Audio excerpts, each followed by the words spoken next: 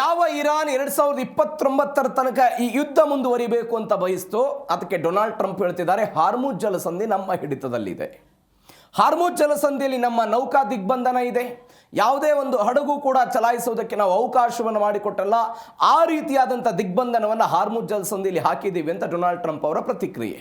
ಇವೆಲ್ಲಕ್ಕೆ ತದ್ವಿರುದ್ಧವಾಗಿ Donald Trump ಅವರನ್ನು ವಿರಮಿಸುವ ತನಕವೂ ಕೂಡ ನಾವು ಒಂದು ಹೆಜ್ಜೆಯನ್ನು ಹಿಂದಿಡಲ್ಲ ಅಂತ ಇರಾನ್ ಅವರು ಹೇಳಿಕೆ ಕೊಡೋ ಪ್ರಯತ್ನವನ್ನು ಮಾಡಿದ್ದಾರೆ. ನೋಡಿ, ಅಮೆರಿಕ ಹೆಚ್ಚು ಕಡಿಮೆ ಅದು ಅಫ್ಘಾನಿಸ್ತಾನ ವಿರುದ್ಧ ಆಗಿರ್ಬೋದು, ಇರಾಕ್ ವಿರುದ್ಧದ ಯುದ್ಧ ಆಗಿರ್ಬೋದು, ಅದಾದ ನಂತರ ವಿಯೆಟ್ನಾಂ ವಿರುದ್ಧದ 20 ವರ್ಷಗಳ ಯುದ್ಧ, ಇಲ್ಲಿ 20 ವರ್ಷ, ಇಲ್ಲಿ 8 ವರ್ಷ, ಹೆಚ್ಚು ಕಡಿಮೆ 28 ವರ್ಷ ಸುದೀರ್ಘ ಯುದ್ಧವನ್ನು ಅಮೆರಿಕದ ಇತಿಹಾಸದಲ್ಲಿ ನೋಡಿದ್ದೀವಿ. ನಾನು ಆಮೇಲೆ ಡೀಟೇಲ್ಸಿಗೆ ಬರ್ತೀನಿ. ಈ ಸುದೀರ್ಘ ಯುದ್ಧವನ್ನು ಮಾಡಿದಾಗ ಅಮೆರಿಕ ತತ್ತರಿಸಿ ಹೋಗಿರುವಂಥ ಉದಾಹರಣೆಗಳಿದೆ. ಇರಾನ್ ಇವತ್ತು ಅದೇ ತಂತ್ರವನ್ನು ಬಯಸ್ತಾ ಇದೆ. ಅಮೆರಿಕ ಎಷ್ಟು ಸುದೀರ್ಘವಾಗಿ ಯುದ್ಧವನ್ನು ತೆಗೆದುಕೊಂಡು ಹೋಗಿತ್ತೋ ಅದು ನಮಗೆ ಹೊಡೆತ ಬೀಳಲ್ಲ, ಅದರ ಬದಲಾಗಿ ಅಮೆರಿಕಕ್ಕೆ ಇಂಥದ್ದೊಂದು ಹೊಡೆತ ಬೀಳುವಂಥ ಸಾಧ್ಯತೆಗಳು ಇದೆ ಎನ್ನುವಂತಹ ಒಂದು ಮನವರಿಕೆ ಇರಾನ್ಗೆ ಆದಂತೆ ಕಾಣಿಸ್ತಾ ಇದೆ. ಹೀಗಾಗಿ ಅದನ್ನು ಒನ್ಸ್ ಅಗೇನ್ ಕಂಟಿನ್ಯೂಟಿ ಮಾಡುವಂತಹ ಪ್ರಯತ್ನಕ್ಕೆ ಅವರು ಹೋಗ್ತಾ ಇದ್ದಾರೆ. ಯಾಕೆ, ಏನಾಯ್ತು ಮಧ್ಯಪ್ರಾಚ್ಯದಲ್ಲಿ? ಮೊದಲೇ ಸ್ಟೋರಿಯಲ್ಲಿ ನೋಡ್ತಾ ಹೋಗೋಣ ಅದ್ರ ಬಗ್ಗೆ.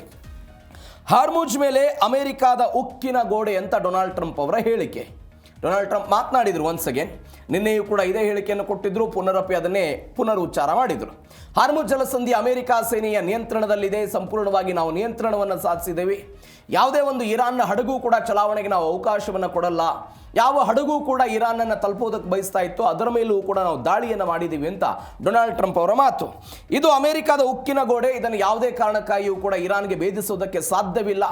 ಇರಾನ್ನ ಸೇನೆಗೆ ಸಂಬಳ ಕೊಡೋದಕ್ಕೂ ಕೂಡ ಹಣವಿಲ್ಲದಂತಹ ಪರಿಸ್ಥಿತಿ ನಿರ್ಮಾಣ ಆಗಿದೆ ಅಂತ. ಇದೇನಿದು ಒತ್ತಡವನ್ನು ಹಾಕುವ ತಂತ್ರ ಇದು. ನೀವು ಆಂತರಿಕವಾಗಿ ಇರಾನ್ನಲ್ಲಿ ಒಂದು ವಾತಾವರಣವನ್ನು ಕ್ರಿಯೇಟ್ ಮಾಡಬೇಕು. ಯಾವ ವಾತಾವರಣವನ್ನು ಕ್ರಿಯೇಟ್ ಮಾಡಬೇಕು? ಇರಾನ್ನ ಬಳಿ ಶಕ್ತಿ ಸಾಮರ್ಥ್ಯ ಇಲ್ಲ ಎನ್ನುವಂಥ ವಾತಾವರಣವನ್ನು ಕ್ರಿಯೇಟ್ ಮಾಡಬೇಕು. ಆ ವಾತಾವರಣವನ್ನು ಕ್ರಿಯೇಟ್ ಮಾಡುವ ಮುಖಾಂತರ ಮೊಸ್ತಫಾ ಖಮೇನಿ ಮತ್ತು ಅವರ ಒಟ್ಟಾರೆ ಆಡಳಿತದ ವಿರುದ್ಧ ಒಂದು ಅಭಿಪ್ರಾಯವನ್ನು ಮೂಡಿಸಿ, ಆ ಅಭಿಪ್ರಾಯದ ಮುಖಾಂತರ ಜನದಂಗೆಯನ್ನು ಎಬ್ಬಿಸಿ, ಜನದಂಗೆಯನ್ನು ನಮ್ಮ ಪರವಾಗಿ ಬಳಸಿಕೊಂಡು ಆ ಮುಖಾಂತರ ಮತ್ತೊಂದು ರೆಜ್ಯೂಮೆ ಚೇಂಜ್ ಮಾಡಬೇಕು ಎನ್ನುವಂಥ ಆಲೋಚನೆ ಅಮೆರಿಕದಿದ್ದಂತೆ ಕಾಣಿಸ್ತಾ ಇದೆ. ಅದರ ಭಾಗವಾಗಿ ಅವರು ಹೇಳ್ತಾ ಇದ್ದಾರೆ, ಅವರ ಬಳಿ ಸಂಬಳ ಕೊಡೋದಕ್ಕೆ ಹಣ ಇಲ್ಲ, ಅವರ ವಾಯುಪಡೆ ಸಂಪೂರ್ಣವಾಗಿ ಧ್ವಂಸವಾಗಿದೆ ಅಂತೆಲ್ಲ ಹೇಳಿದರು. ಹಾಗಾದರೆ ಇರಾನ್ ಜೊತೆ ಅರೆ ಮಾತುಕತೆಯನ್ನು ಶ್ವೇತಭವನ ಎಲ್ಲ ನಡೆಸ್ತಾ ಇದೆ ಎನ್ನುವಂಥ ಚರ್ಚೆಗಳಾಗ್ತಾ ಇದೆ. ಟ್ರುತ್ ಸೋಷಿಯಲ್ನಲ್ಲೆಲ್ಲ ಇರಾನ್ ವಿರುದ್ಧ ಅವರೆಲ್ಲ ಗುಡುಗೋ ಪ್ರಯತ್ನವನ್ನು ಡೊನಾಲ್ಡ್ ಟ್ರಂಪ್ ಅವರು ಮಾಡಿದರು. ಅವರು ಹೇಳ್ತಾರೆ, ಸಂಬಳ ಕೊಡೋದಕ್ಕೆ ಹಣ ಇಲ್ಲ, ವಾಯುಪಡೆ ಸಂಪೂರ್ಣವಾಗಿ ಧ್ವಂಸ ಆಗಿದೆ, ನೌಕಾಪಡೆ ಪರಿಸ್ಥಿತಿಯು ಕೂಡ ಹಾಗೆ ಆಗ್ಬಿಟ್ಟಿದೆ, ಇರಾನ್ ಆರ್ಥಿಕವಾಗಿ ಕಂಗಾಲಾಗಿದೆ, ಅದರ ಉಳಿದಿರುವಂಥ ಸೈನಿಕರಿಗೆ ಸಂಬಳ ಕೊಡೋದಕ್ಕೆ ಹಣ ಇಲ್ಲ, ನೌಕಾಪಡೆ ಯಾವುದೂ ಕೂಡ ಉಳಿದಿಲ್ಲ, ಇತ್ಯಾದಿ ಇತ್ಯಾದಿ ಅಂತ ಹೇಳಿದ್ರು. ಒಂದು ಉಕ್ಕಿನ ಪಡೆಯಂತೆ ನಾವೆಲ್ಲ ಕೆಲಸ ಮಾಡ್ತಿದ್ದೀವಿ, ಅಮೆರಿಕ ಸಂಪೂರ್ಣವಾಗಿ ನಿಯಂತ್ರಣವನ್ನು ಹೊಂದಿದೆ ಅಂತ ಹೇಳಿದರು. 300ಕ್ಕಿಂತ ಹೆಚ್ಚು ಇರಾನ್ನ ಹಣದುಬ್ಬರ ಆಗಿಬಿಟ್ಟಿದೆ. ಅಂದರೆ ಮೂಲಭೂತ ವಸ್ತುಗಳ ಬೆಲೆಯೂ ಕೂಡ ಏಕಾಏಕಿ ಆಗಿದೆ. ಡಾಲರ್ ಎದುರುಗಡೆ ಇರಾನ್ನ ಕರೆನ್ಸಿ ರಿಯಾದ್ನೂ ಕೂಡ ಹೇಳದಂತೆ ಕೇಳದಂತೆಯೂ ಕೂಡ ಆ ಪರಿಪ್ರಮಾಣದಲ್ಲಿ ಕುಸಿತ ಆಗಿದ್ದನ್ನು ನೋಡ್ತಾ ಇದ್ದೀವಿ. ಇದರ ಜೊತೆಗೆ ಇರಾನ್ನ ಆಂತರಿಕ ಪರಿಸ್ಥಿತಿ ದಿನದಿಂದ ದಿನಕ್ಕೆ ಅತ್ಯಂತ ಕನಿಷ್ಠ ಸ್ಥಿತಿಗೆಲ್ಲ ಕುಸಿತ ಆಗ್ತಾ ಇದೆ. ಈ ಕುಸಿತ ಆಗ್ತಾ ಇರುವಂತಹ ಪರಿಣಾಮವಾಗಿ ಇವತ್ತು ಅವರ ಬಳಿ ಹಣ ಇಲ್ಲ ಅನ್ನುವಂಥ ರೀತಿಯಲ್ಲಿ ಅವರು ಹೇಳೋ ಪ್ರಯತ್ನವನ್ನು ಮಾಡಿದರು. ಇದಕ್ಕೆ ತದ್ವಿರುದ್ಧವಾಗಿ ಇರಾನ್ನ ಅಧಿಕಾರಿಗಳು ಹೇಳಿದರು, 75ಕ್ಕಿಂತ ಹೆಚ್ಚು ಮಿಸೈಲ್ ಮತ್ತು ಡ್ರೋನ್ ಸಾಮರ್ಥ್ಯಗಳು ಇನ್ನೂ ನಮ್ಮ ಬಳಿ ಸುರಕ್ಷಿತವಾಗಿವೆ. ಆ 75ಕ್ಕಿಂತ ಮಿಸೈಲ್ ಮತ್ತು ಕ್ಷಿಪಣಿಗಳನ್ನು ತೆಗೆದುಕೊಂಡು ನಾವು ಅಮೆರಿಕ ಮತ್ತು ಅಮೆರಿಕದ ಮಿತ್ರ ದೇಶಗಳ ವಿರುದ್ಧ ದಾಳಿ ಮಾಡುವುದಕ್ಕೆ ಸಮರ್ಥರಾಗಿದ್ದೀವಿ ಮತ್ತು ಶಕ್ತಿಯುತವಾಗಿದ್ದೀವಿ ಅಂತ ಇರಾನ್ನ ಅಧಿಕಾರಿಗಳೆಲ್ಲರೂ ಕೂಡ ಹೇಳಿದರು. ಈಗ ಬರ್ತಾ ಇರುವಂಥ ಮಾಹಿತಿಗಳ ಪ್ರಕಾರ $144 ಬಿಲಿಯನ್ ಆರ್ಥಿಕವಾಗಿ ನಷ್ಟ ಆಗಿದೆ ಅಂತ ಇರಾನ್ನ ಒಟ್ಟಾರೆ GDP 40%ಕ್ಕಿಂತ ಸಮ ಆಗಿದೆ ಅಂತಲೂ ಕೂಡ ಹೇಳ್ತಾ ಇದ್ದಾರೆ. ಇಂಟರ್ನ್ಯಾಷನಲ್ ಮಾನಿಟರಿ ಫಂಡ್ ಒಂದು ವರದಿಯನ್ನು ಬಿಡುಗಡೆ ಮಾಡಿದೆ. 2026ರಲ್ಲಿ ಇರಾನ್ನ ಆರ್ಥಿಕತೆ -6.1% ಕುಸಿತವನ್ನು ತಲುಪಿದೆ ಅಂತ IMF ಹೇಳ್ತಾ ಇರೋದು. ಈಗ ಡೊನಾಲ್ಡ್ ಟ್ರಂಪ್ ಯಾವ ಆಧಾರದ ಮೇಲೆ ಹೇಳ್ತಾ ಇದ್ದಾರೆ? ತಾವು ಮಾಡಿರುವಂತಹ ದಾಳಿ ಅಂದರೆ ಮೂಲಭೂತ ಸೌಕರ್ಯಗಳು, ತೈಲ ಸಂಸ್ಕರಣಾ ಘಟಕಗಳು, ಅಲ್ಲಿ ಆಗಿರುವಂತಹ ಜೀವಹಾನಿ ಮತ್ತು IMF ಕೊಟ್ಟಿರುವಂತಹ ಈ ಎಲ್ಲ ವರದಿಗಳನ್ನು ಉಲ್ಲೇಖಿಸಿ ಇದೀಗ ಡೊನಾಲ್ಡ್ ಟ್ರಂಪ್ ಏನು ಹೇಳ್ತಾ ಇದ್ದಾರೆ? ಅವರ ಬಳಿ ಆರ್ಥಿಕ ಸಾಮರ್ಥ್ಯವಿಲ್ಲ ಅಂತ. ನಾವು 2 ದಿನದ ಹಿಂದಷ್ಟೇ ಅನಿಸುತ್ತೆ ಒಂದು ಸುದ್ದಿಯನ್ನು ಈ DNA ನೋಡಿದ್ವಿ. ಏನು? ಅಮೆರಿಕ ಮತ್ತು ಇಸ್ರೇಲ್ ನಮ್ಮ ಮೇಲೆ ದಾಳಿ ಮಾಡಿದಾಗಲೂ ಕೂಡ ಅಮೆರಿಕ ಅಂದುಕೊಂಡಿದೆ ನಮ್ಮ ಬಳಿ ಸಾಮಗ್ರಿಗಳಿಲ್ಲ, ಸರಕುಗಳಿಲ್ಲ, ಸಮಸ್ಯೆ ಆಗ್ಬಿಟ್ಟಿದೆ ಅಂತೆಲ್ಲ ಅವ್ರು ಅಂದುಕೊಂಡಿದ್ದಾರೆ. ಬಟ್ ನಮ್ಮ ಬಳಿ ಅಂಥದ್ದು ಯಾವುದೇ ಸಮಸ್ಯೆಗಳಿಲ್ಲ. ಬಿಕಾಸ್ ಇರಾನ್ ಎನ್ನುವಂಥ ಒಂದು ದೇಶ 7 ದೇಶಗಳ ಜೊತೆಗೆ ಗಡಿಯನ್ನು ಹಂಚಿಕೊಂಡಿದೆ. ಆ ದೇಶಗಳ ಮುಖಾಂತರ ತರಿಸಿಕೊಳ್ಳೋ ಪ್ರಯತ್ನ ಎಲ್ಲವೂ ಕೂಡ ಆಗಿದೆ ಅಂತಲೂ ಕೂಡ ನಾವು ವಿಶ್ಲೇಷಣೆಯಾಗಿ ನೋಡಿದ್ವಿ. ಯಾವಾಗ ಆ ಹೇಳಿಕೆ ಬಂತಲ್ಲ, ಒನ್ಸ್ ಅಗೇನ್ ಅವರನ್ನು ಹತ್ತಿಕ್ಕುವ ಪ್ರಯತ್ನವನ್ನು ಡೊನಾಲ್ಡ್ ಟ್ರಂಪ್ ಈ ರೀತಿಯ ಹೇಳಿಕೆ ಮುಖಾಂತರ ಮಾಡಿದ್ದಾರೆ ಅಂತೆಲ್ಲವೂ ಆಗ್ತಾ ಇದೆ. ಇವೆಲ್ಲದರ ನಡುವೆ ಮತ್ತೊಂದು ಹೇಳಿಕೆ ಇರಾನ್ನಿಂದ ಬಂತು. 2029 ತನಕ ಯುದ್ಧ ನಿಲ್ಲಲ್ಲ ಅಂತ ಇರಾನ್ ಎಚ್ಚರಿಕೆಯನ್ನು ಕೊಡ್ತು. ಏನು ಕೊಟ್ಟರು ಅವರು ಎಚ್ಚರಿಕೆ? ನಾನು ಅವಾಗಲೇ ಹೇಳಿದೆ, ಟ್ರಂಪ್ ಅವರಿಗೆ ಬೇಕಾಗಿದ್ದು ಯುದ್ಧ ನಿಲ್ಲಬೇಕು ಅಂತ. ಡೊನಾಲ್ಡ್ ಟ್ರಂಪ್ ಅವರ ಅಧಿಕಾರಾವಧಿ ಮುಗಿಯುವ ತನಕವೂ ಕೂಡ ಈ ಸಂಘರ್ಷ ಮುಂದುವರಿಯುತ್ತೆ ಅಂತ ಇರಾನ್ನ ಜನರಲ್ ನಕ್ದಿ ಹೇಳಿಕೆಯನ್ನು ಕೊಟ್ಟರವರು. ಇತ್ತೀಚೆಗೆ ನೇಮಕವಾಗಿರುವಂಥ ಮೋಸ್ತಬಾ ಖಮೇನಿ ನೇಮಕ ಮಾಡಿರುವಂಥ ಜನರಲ್ ನಕ್ದಿ ಹೇಳಿಕೆಯನ್ನು ಕೊಡುವ ಪ್ರಯತ್ನವನ್ನು ಮಾಡಿದರು. ಅಮೆರಿಕದ ಮಿಲಿಟರಿ ಶಕ್ತಿ ನಾವು ಕಲ್ಪಿಸಿದ್ದುಕೊಂಡಕ್ಕಿಂತಲೂ ಕೂಡ ದುರ್ಬಲವಾಗಿದೆ ಅಂತ ಸೇನಾಧಿಕಾರಿ ಹೇಳ್ತಾ ಇದ್ದಾರೆ. ಯಾವ ವಾಯುಪಡೆ ನೌಕಾಪಡೆ ಇರಾನ್ನದ್ದು ದುರ್ಬಲವಾಗಿದೆ ಅಂತ ಟ್ರಂಪ್ ಹೇಳ್ತಿದ್ದಾರೋ ಅದರ ತದ್ವಿರುದ್ಧವಾಗಿ ಅಮೆರಿಕದ್ದೇ ಸಂಪೂರ್ಣವಾಗಿ ದುರ್ಬಲವಾಗಿದೆ ಅಂತ ಹೇಳಿದರು. 2029 ಜನವರಿ 20 ತನಕ ಬಂದೂಕನ್ನು ಕೆಳಗಿಳಿಸಲ್ಲ ಅಂತ IRGC ಅವರು ಪಡೆ ಹೇಳಿಕೆಯನ್ನು ಕೊಡೋ ಪ್ರಯತ್ನವನ್ನು ಮಾಡಿದರು. ಈ ಎಲ್ಲವೂ ಕೂಡ ಆಯಿತು. ಏನು ಹೇಳಿದ್ರು ಅವರು? IRGC ಕಮಾಂಡರ್ನ ಹಿರಿಯ ಸಲಹೆಗಾರ ಬ್ರಿಗೇಡಿಯರ್ ಜನರಲ್ ಮೊಹಮ್ಮದ್ ರೆಜಾ ನಗ್ದಿ ಹೇಳಿಕೆ ಕೊಟ್ಟರು. ಈ ಯುದ್ಧ ಎಷ್ಟು ದೀರ್ಘಕಾಲ ನಡೆಯುತ್ತೋ ಅಷ್ಟು ಹೆಚ್ಚು ಅನುಭವವನ್ನು ನಾವು ಪಡಿತೀವಿ ಅಂತ ಒಂದು ಸಂದರ್ಶನದಲ್ಲಿ ಮಾತನಾಡುವಂಥ ಸಮಯದಲ್ಲಿ ಅವರು ಹೇಳಿಕೆ ಕೊಡೋ ಪ್ರಯತ್ನವನ್ನು ಮಾಡಿದರು. ಯಾಕೆ ಈ ಹೇಳಿಕೆಯನ್ನು ಕೊಟ್ಟರು? ಅವ್ರು ಹೇಳ್ತಾರೆ ಮುಂದುವರೆದು, ಅಮೆರಿಕಾದೊಂದಿಗೆ ನೇರವಾಗಿ ಹೋರಾಡೋದಕ್ಕೆ ಇಂಥದ್ದೊಂದು ಅನುಭವ, ಇಂಥದ್ದೊಂದು ಯುದ್ಧದ ಪರಿಸ್ಥಿತಿ ನಮಗೆ ನಿರ್ಮಾಣ ಆಗಿರಲಿಲ್ಲ. ಇವತ್ತು ಅಂಥದ್ದೊಂದು ಪರಿಸ್ಥಿತಿಯನ್ನು ಸ್ವತಃ ಅಮೆರಿಕ ಸೃಷ್ಟಿ ಮಾಡಿ ನಮಗೆ ಒಂದು ಅವಕಾಶವಾಗಿ ಕೊಟ್ಟಿದೆ. ಹೀಗಾಗಿ ಅವರ ವಿರುದ್ಧ ನಾವು ಮುಂದಿನ 2 ವರ್ಷಗಳ ಕಾಲವೂ ಕೂಡ ಕಂಟಿನ್ಯೂಸ್ ಆಗಿ ಮಾಡ್ತೀವಿ. ಆ ಮುಖಾಂತರ ಇವತ್ತು ನಮಗೆ ಅರಿವಾಗ್ತಾ ಇದೆ, ನಮಗಿಂತ ಅವರು ಬಲಿಷ್ಠ ಆಗಿದ್ದಾರೆ ಅಂತ ನಾವು ಅಂದ್ಕೊಂಡಿದ್ವಿ, ಅದಕ್ಕೆ ತದ್ವಿರುದ್ಧವಾಗಿ ದುರ್ಬಲರಾಗಿದ್ದಾರೆ ಅಂತಲೂ ಕೂಡ ಎಲ್ಲ ಹೇಳಿದರು. ಇದಕ್ಕೆ ಕಾರಣಗಳು ಕೂಡ ಇದೆ. ಇವು ನೋಡಿ, 1980ರಿಂದ 1988 ತನಕ ಇರಾನ್ ಮತ್ತು ಇರಾಕ್ ನಡುವೆ ಯುದ್ಧ ಆಯಿತು. ಎಷ್ಟು ವರ್ಷಗಳ ಕಾಲ? 8 ವರ್ಷಗಳ ಕಾಲ ಯುದ್ಧ ಆಯಿತು. ಈ 8 ವರ್ಷಗಳ ಯುದ್ಧ ಆದಂತಹ ಸಮಯದಲ್ಲೂ ಕೂಡ ಇರಾಕ್ನ ಸದ್ದಾಮ್ ಹುಸೇನ್ಗೆ ಸಪೋರ್ಟ್ ಮಾಡಿದವರು ಯಾರು? ಪಾಶ್ಚಿಮಾತ್ಯ ಎಲ್ಲ ರಾಷ್ಟ್ರಗಳು ಸದ್ದಾಮ್ ಹುಸೇನ್ಗೆ ಸಪೋರ್ಟ್ ಮಾಡಿತ್ತು. ಸ್ವತಃ ಅಮೆರಿಕವೂ ಕೂಡ ಸದ್ದಾಮ್ ಹುಸೇನ್ಗೆ ಸಪೋರ್ಟ್ ಮಾಡಿ ಇರಾನನ್ನು ಬಗ್ಗುಬಡಿಬೇಕು ಅಂತ ಆಲೋಚನೆ ಮಾಡಿತ್ತು. ಇದರರ್ಥ ಇರಾನ್ ವಿರುದ್ಧ ಎಲ್ಲ ದೇಶಗಳು ಒಟ್ಟಾಗಿ ಬಂದಾಗಲೂ ಕೂಡ 8 ವರ್ಷಗಳ ಕಾಲ ಸದ್ದಾಮ್ ಹುಸೇನ್ ವಿರುದ್ಧ ಹೋರಾಟ ಮಾಡಿದ್ದಾರು ಇದೇ ಇರಾನ್ ಅನ್ನುವಂತಹ ವಿಚಾರಕ್ಕೆ ಸಂಬಂಧಪಟ್ಟಂತೆ. ಅಂದರೆ ಸುದೀರ್ಘವಾಗಿ ಈ ಯುದ್ಧವನ್ನು ದೇಶದ ಜನತೆ ನೋಡಿಕೊಂಡಿದ್ರು.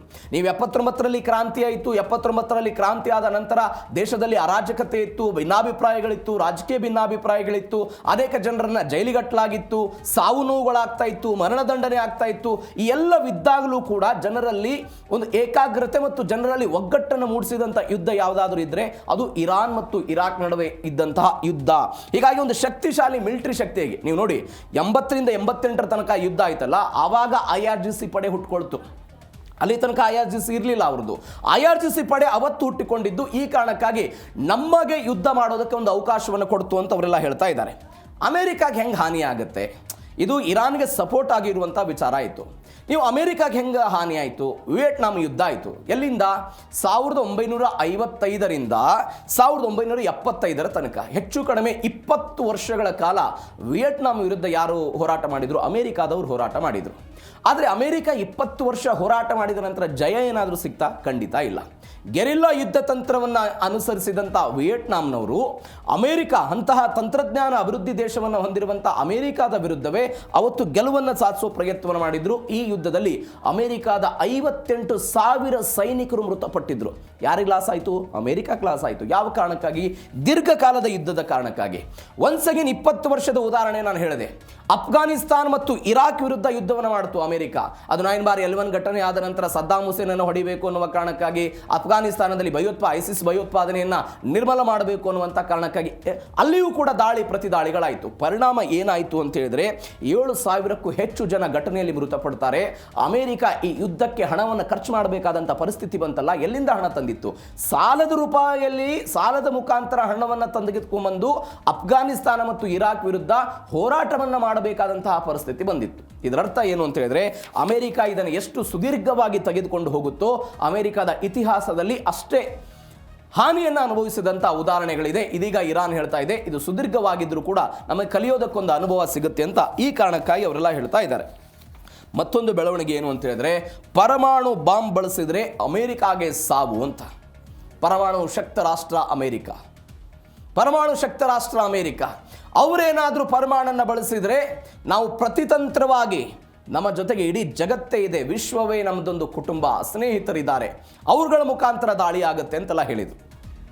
ಬಾಂಬನ್ನು ಬಳಸಿದ ಮರುದಿನವೇ ಅದು ಜೋರ್ಡಾನ್ ಆಗಿರಲಿ, ಕುವೈತ್ ಆಗಿರಲಿ, ಬಹರೇನ್ ಆಗಿರಲಿ, ಬೇರೆ ಬೇರೆ ದೇಶಗಳಲ್ಲಿರುವಂಥ ಅಮೆರಿಕದ ಎಲ್ಲ ಸೇನಾ ನೆಲೆಗಳನ್ನು ಕೂಡ ನಾವು ಧ್ವಂಸ ಮಾಡ್ತೇವೆ, ವಿಶ್ವದ ಜನರ ಹೃದಯವೇ ನಮಗೊಂದು ಪರಮಾಣು ಬಾಂಬ್ ಇದ್ದಂತೆ ಅಂತ ಯಾರು ಹೇಳ್ತಾ ಇದ್ದಾರೆ?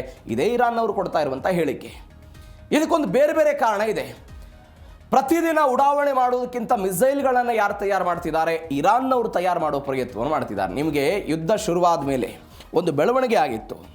ಏನು ಬೆಳವಣಿಗೆ ಅಂತ ಹೇಳಿದರೆ, ಪರಮಾಣು ಕಾರ್ಯಕ್ರಮದಲ್ಲಿ ಯುರೇನಿಯಂ ಸಂಸ್ಕರಣೆ ಆಗ್ತಾ ಇದೆ ಅಂತ ಬಂದಾಗ ಟ್ರಂಪ್ ಅವರು ಹೇಳಿದರು, ನೀವು ಸಂಸ್ಕರಣೆ ಹೌದು ಒಪ್ಕೊಳ್ತೀನಿ, ಅದಕ್ಕಿಂತ ಮೊದಲು ನೀವು ಮಿಸೈಲ್ ತಯಾರು ಮಾಡ್ತಾ ಇರಲಿಲ್ಲ, ಅದನ್ನು ಸ್ಟಾಪ್ ಮಾಡಿ ಅಂತ ಡೊನಾಲ್ಡ್ ಟ್ರಂಪ್ ಅವರು ಹೇಳಿದರು. ಡೊನಾಲ್ಡ್ ಟ್ರಂಪ್ ಅವರು ಆ ಮಾತನ್ನು ಹೇಳೋ ಪ್ರಯತ್ನವನ್ನು ಮಾಡಿದರು. ಆದರೆ ಇದೀಗ ಅವರು ಈ ಮಿಸೈಲ್ಗಳನ್ನು ಹೆಚ್ಚು ಹೆಚ್ಚು ಎಲ್ಲ ತಯಾರು ಮಾಡ್ತಾ ಇದ್ದಾರೆ.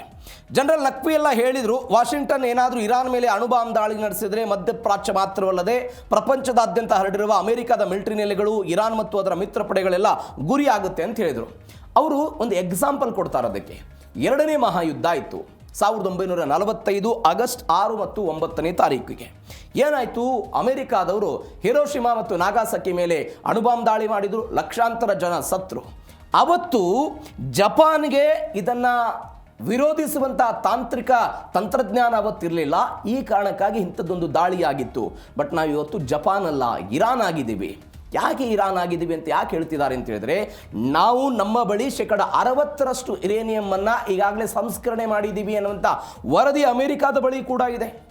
ನಾಳೆ ಹೆಚ್ಚು ಕಡಿಮೆ ಪರಮಾಣು ದಾಳಿಯ ಭೀತಿ ಏನಾದರೂ ಇರಾನ್ಗೆ ಕಂಡು ಬಂದುಬಿಟ್ರೆ 65 ಇದ್ದಿದ್ದನ್ನು 90 ಮಾಡೋದಕ್ಕೆ ಹೆಚ್ಚು ದಿನಗಳು ಬೇಕಿಲ್ಲ ಎನ್ನುವಂಥ ಅನೇಕ ವರದಿಗಳನ್ನು ನಾವು DNA ಮಾತನಾಡಿದ್ದೀವಿ.